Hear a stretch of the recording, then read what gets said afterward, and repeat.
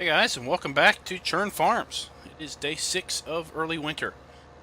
We have gone ahead and leased ourselves a Ponzi Ergo, the little brother to the Scorpion King, and we're going to drive it over here to our forested area. I thought about picking up on loan a lowboy and driving this up here. But I figured by the time we got this thing loaded up on the trailer, drove the trailer over there, unloaded it, we would probably be just as fast to drive it over there ourselves. So that's what we're going to do.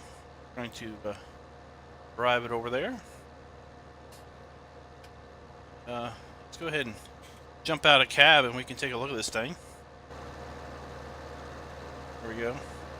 So the most notable aspect about the Ergo is the big wheels in the back, as opposed to the four smaller wheels in back, because the Scorpion King, of course, has 8 wheels, and the Ergo has 6, with 2 big old wheels in the back.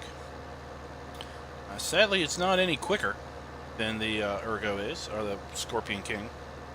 But what we're going to do is we are going to... I guess we have to turn it on first.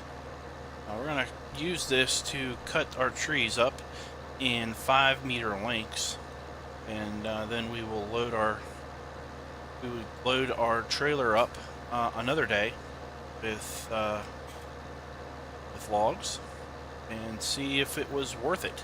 Basically, we leased this bit of kit for $22,000 for the day. So we're going to pay attention to our hour counter down there in the bottom right corner, and as this thing approaches the 1 hour mark, we are going to return it, and basically whatever logs we got cut is what we got cut. Oops.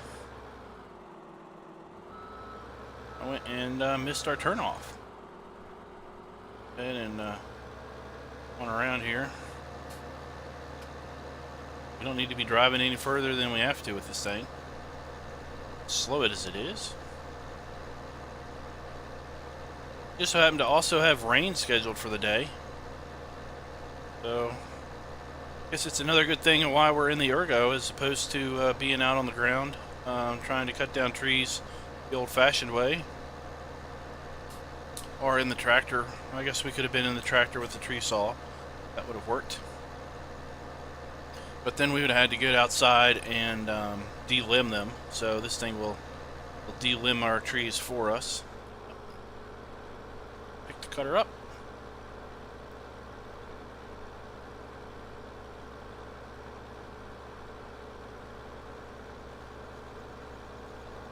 And since it's still early in the morning, we're going to go ahead and fire up our spotlights to light up the situation here.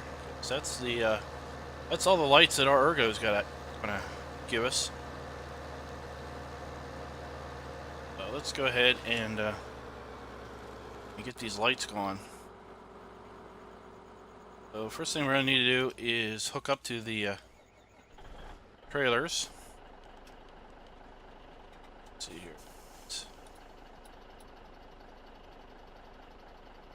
What is it? There we go. Some work lights in the back.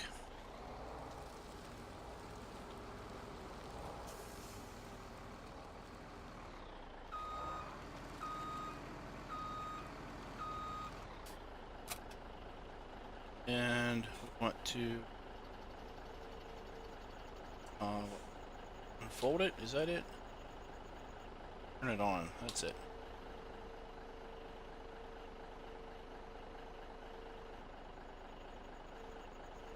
Take that around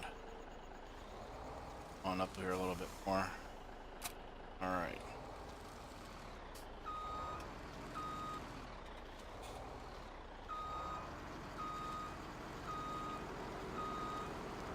Now let's. I should have turned our Ergo off so that we weren't ticking up time, but I didn't really think about that.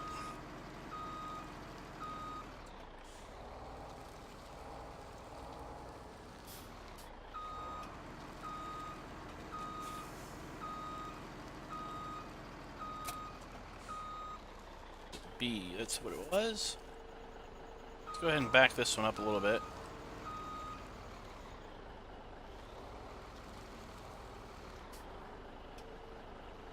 Spin it on around.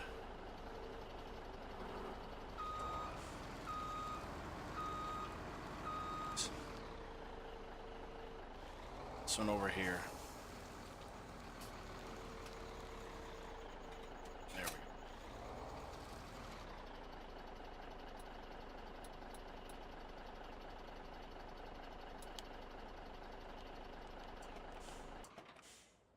All right.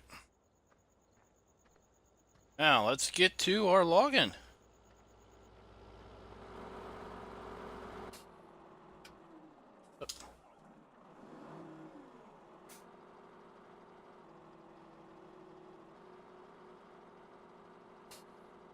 Meters. You'd think after, oh shoot.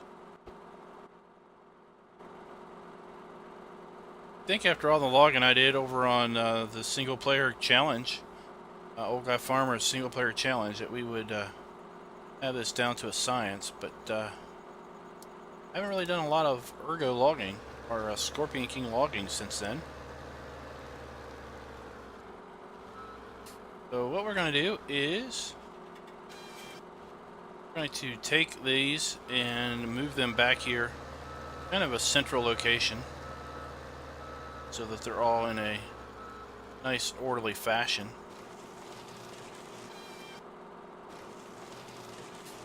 Make picking them up a lot easier.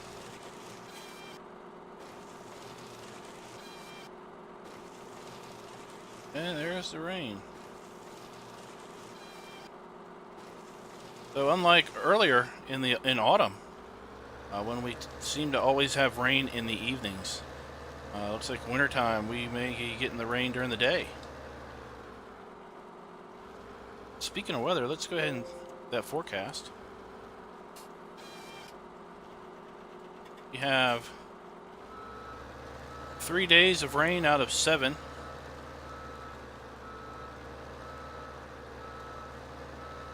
Still, we're not seeing temperatures below 40 or below freezing, other than the low temperature on the 11th day of winter. Still seeing what I would call a mild winter. I don't know if that again is typical weather for the Wales region or the west coast region of just the western region of England or not.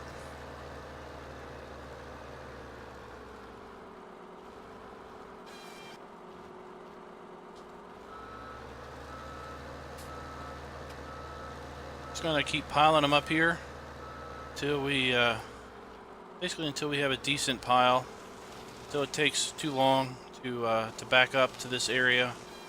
Then we'll move on to another pile.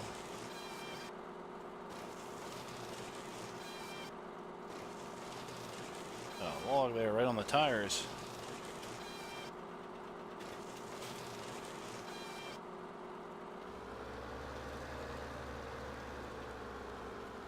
Let's see if we can't knock this thing off.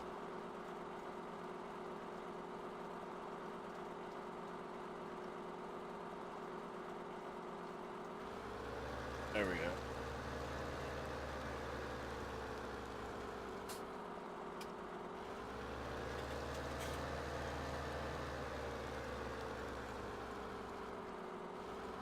For those of you that are doing the same 24-day play on different maps, how are you all doing? You made it to winter? Have you wrong button. I wanted to turn off. Have you run across any issues, any stumbling blocks? Be interested to know if you think I think 24-day play is actually a bit easier than it's definitely easier than 6-day seasons play, because you have a lot more time to get things done. A little bit of rain is no big deal because you probably have a whole lot of time to deal with the ground drying out. If you're doing crop harvesting, trying to bring in some hay, you've got plenty of time for the hay to dry out. The rain. And see if we can't. This one.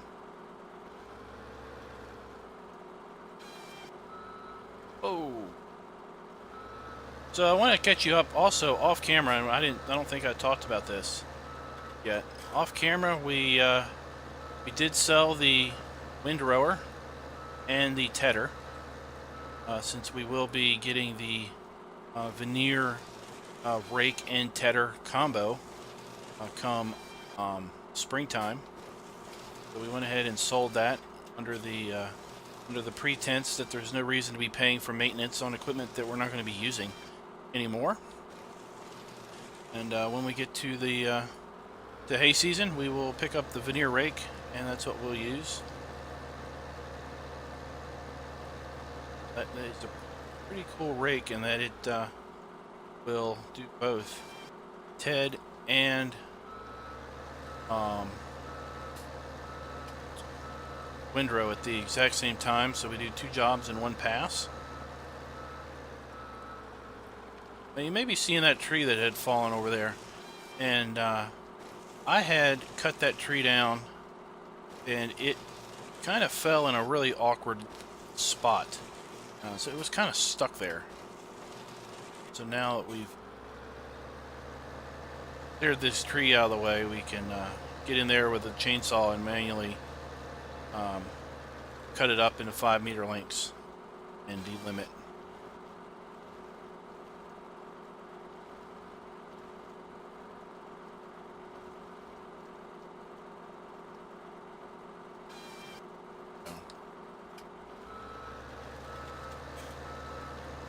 These trees right here are kind of on the edge of the visible curtain. So that's why this one didn't want to just necessarily fall down directly. That's another really nice aspect of this map, is that the map appears to continue past the invisible boundary, to give you a real sense of depth, and the map continuing on. For example, all those trees up there, we can't get to them. They're past the invisible boundary. They are going to be there basically for forever, because you're not going to be able to get to those to cut. And a lot of the trees that you see in the back there are also beyond that invisible curtain. So trees that you see back there beyond, they're beyond the curtain too.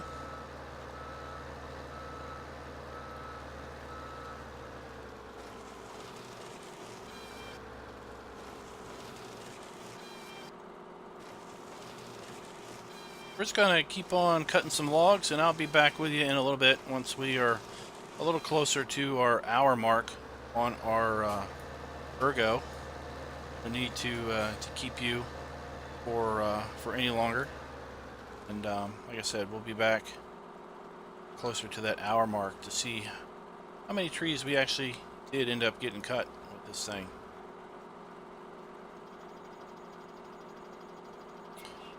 So we've been cutting logs all day long, and we got 0.8 hours on our ergo here.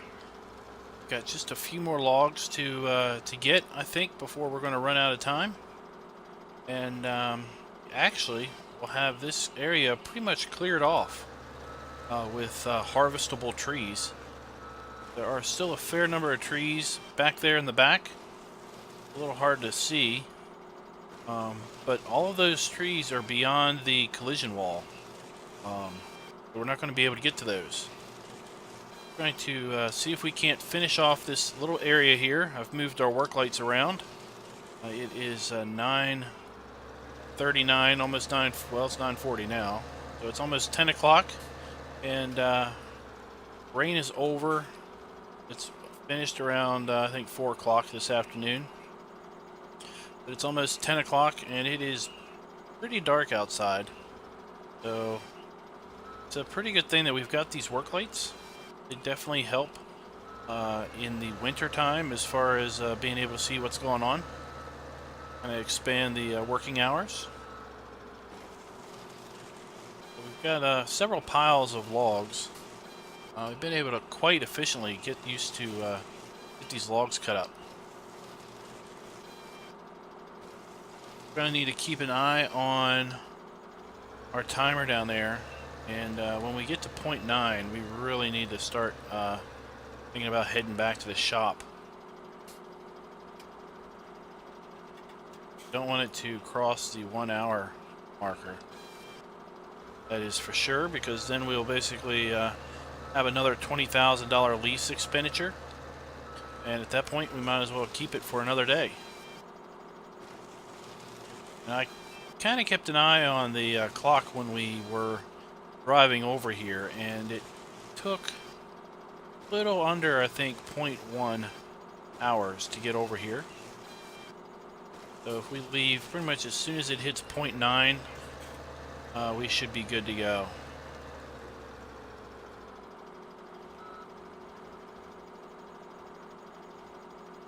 And then tomorrow and the next game day and the next, well, basically until we don't have any more logs, we'll just be picking up the logs and selling them. And we'll see what we get for all this effort, and see if this $22,000 lease was worth the investment. See if we're able to basically churn through the logs faster this way, and make our money back off the lease.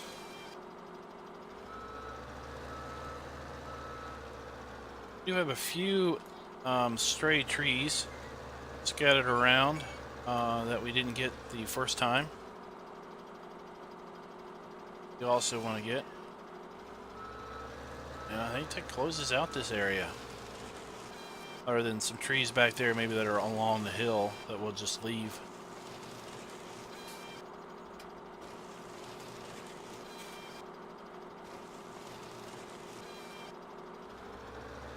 So this episode is kind of an interesting, unique episode because it spans two different versions of the game.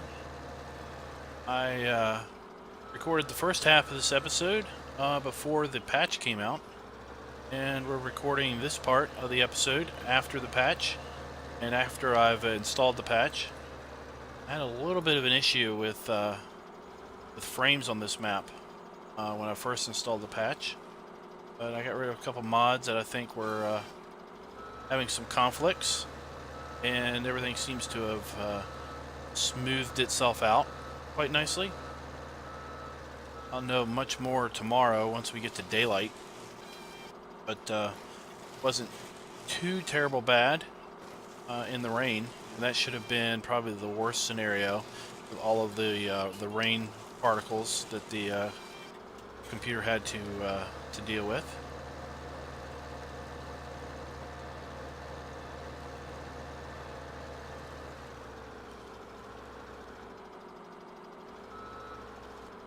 This one, and I think we've got one more to get.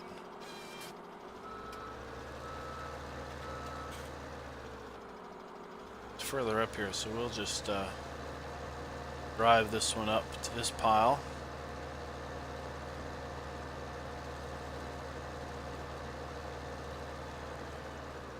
It over here.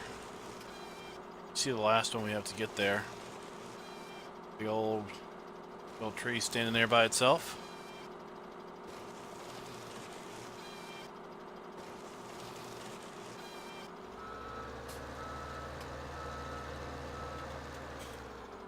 So I think we left, didn't we leave our, I think we left the pickup truck over at the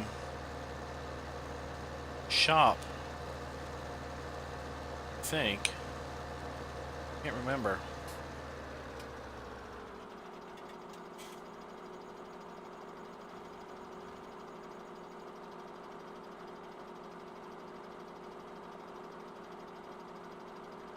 Times area cut.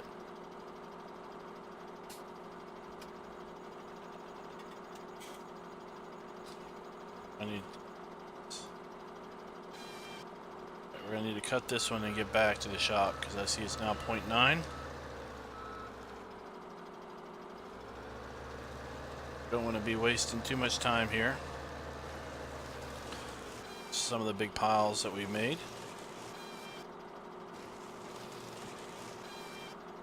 And tomorrow we'll clear out the stumps this area.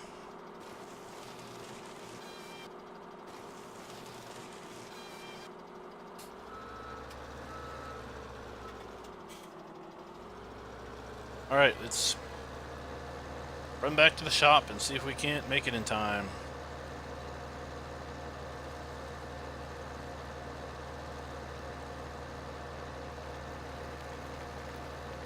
It's no time to get lost, that's for sure.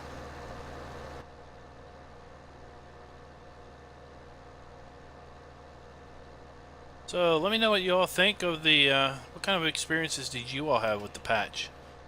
Did you have any issues installing it? Have any performance issues with your map? Some of the mods that I found had issues were commodity prices. That was the mod that put the price overlay in the upper right portion of the screen. I had to get rid of that. I didn't have manual fast forward activated on this map, but I had heard somebody in the forums say that they had an issue with manual fast forward. And they took that out, and that solved some problems they were having. So even though I didn't have it activated on the map, I went ahead and took manual fast forward out of my mods folder. I had the old version, an older version of Courseplay activated. I had the newer version of Courseplay downloaded and in the mods folder, but not activated. So I went ahead and took the old version out of the folder entirely and activated up the new version, Courseplay. What else did we do? We deleted the shader cache that's in the Farming Simulator 17 folder. Deleted that and ran around the map a little bit to let it rebuild some shader cache. That seemed to help.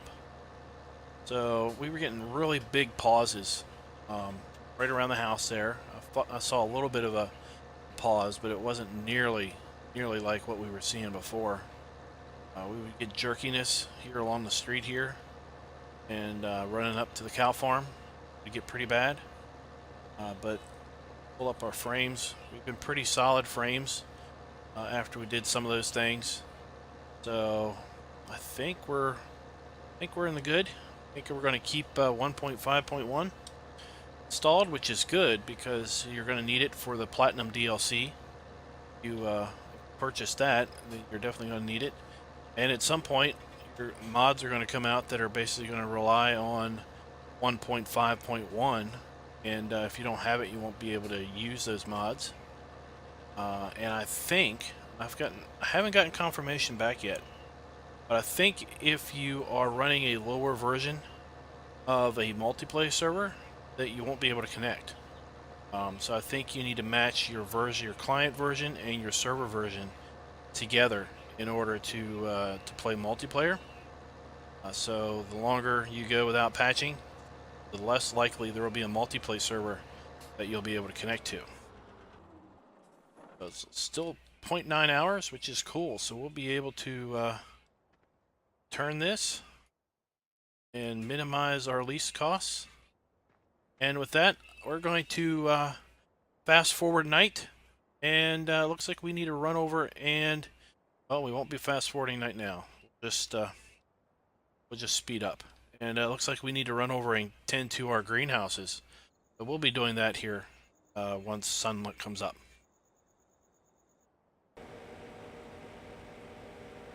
Alright, well, it's first thing in the morning, 6:45 basically, and clouds rolled in just a little bit ago. Ran over and picked up our little Massey Ferguson tractor. It was over the pig farm. Gonna run over here and scoop up some manure again, and run it up there to the greenhouses. At some point, once I think we're more financial stable, we'll probably pick up a small tractor, maybe a small skid steer, something little that we really don't have a lot of expense into, and see if we can't leave it up there. That'll make That'll make getting to the greenhouses a lot easier because we'll just need to drive our pickup truck up with the water and everything.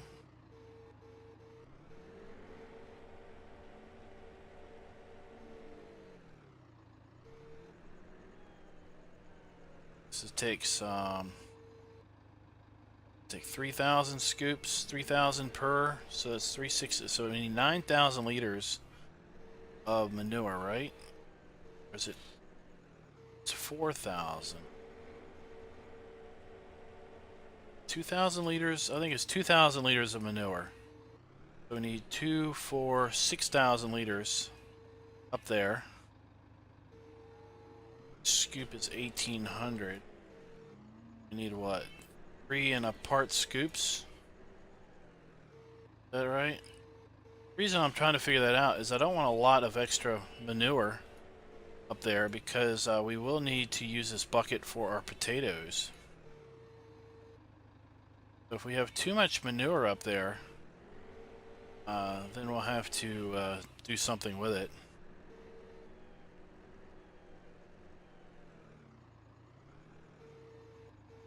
Right, that's probably more than enough.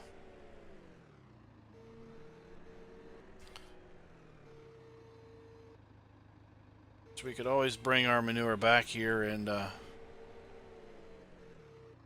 it back in the pit.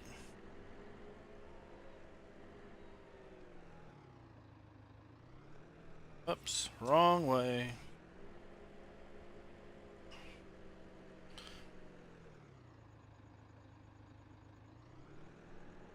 All right.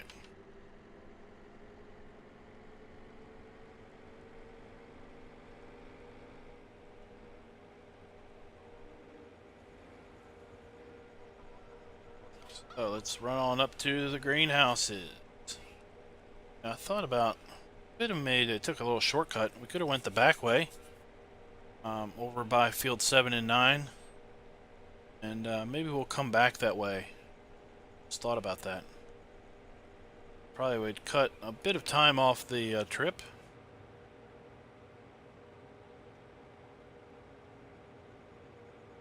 So while we're on our way up here, I want to thank you guys for watching these videos. We are nearing the end of our first year, and we are looking at trying to figure out what our next project is going to be. What map are we going to do next for single player? And I've got lots of ideas, and I'm interested to know what you all think. I came up with a new idea just the other day, and I wanted to float it by you all and let me know in the comments what you think of this idea. I thought about, instead of doing a traditional recorded series next, that we would do a well, it would still be recorded, but we would maybe do a series where we are connected to the multiplayer server, and well, I guess that wouldn't work for now because we need to have, yeah, so we'd be connected to the multiplayer server, and no, now that I think about it, that wouldn't work very well for right now. But let me tell you my idea, and let me know in the comments what you think. Really need to wrap up UMRV first before we do that. That is to load up Clover Creek in the multiplayer server, run it at 1x speed with some number of maybe like 21-day seasons, 18-day seasons or something decently long, but probably not 24. Run it at 1x speed, but the server would be on 24/7. So if we, if we don't play on it one particular day, well, then we would have missed a game day of time. The day would have gone by. And then if we would have one farm, we'd pick a farm, and that's the farm we would operate under. And then other folks would have other farms, and as we come in, we would have things different. work would be done on different farms because different people would be in doing that work. And we might have times where we would be recording and they would be in playing. You know, we'd have other people on the map, other activity going on, other farmers basically farming. And then during maybe busy periods, we would kind of do a joint effort, but for the most part, we would be separate. That's kind of the idea that I had. Let me know what you think.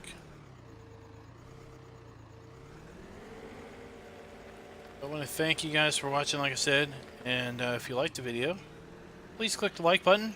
If you want to subscribe, please go ahead and subscribe. That would be super awesome. And look forward to everyone that subscribes. Let me know in the comments what you think of the video. If there's anything that you want to see get done. No? Now, I am a fair bit ahead as far as our recordings go. So if you make a suggestion and you don't see it in the immediate future as far as recorded videos, that's probably because I'm simply just ahead. And you know, the videos haven't caught up to your suggestion yet. It's not necessarily that I haven't taken your suggestion. It's just that I probably have not gotten to the point where your suggested is going to make it in there.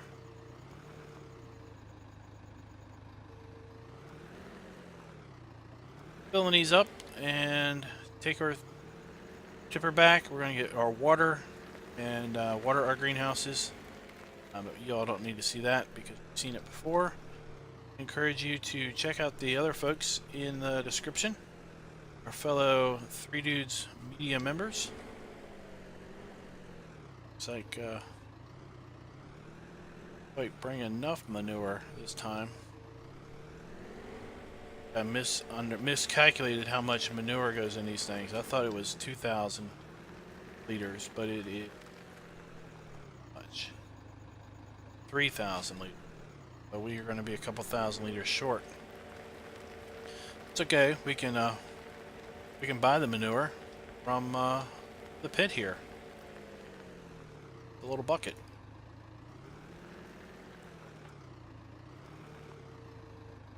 Uh-oh. Anyway, I want to thank you guys for watching again, as I said, and until next time, happy farming.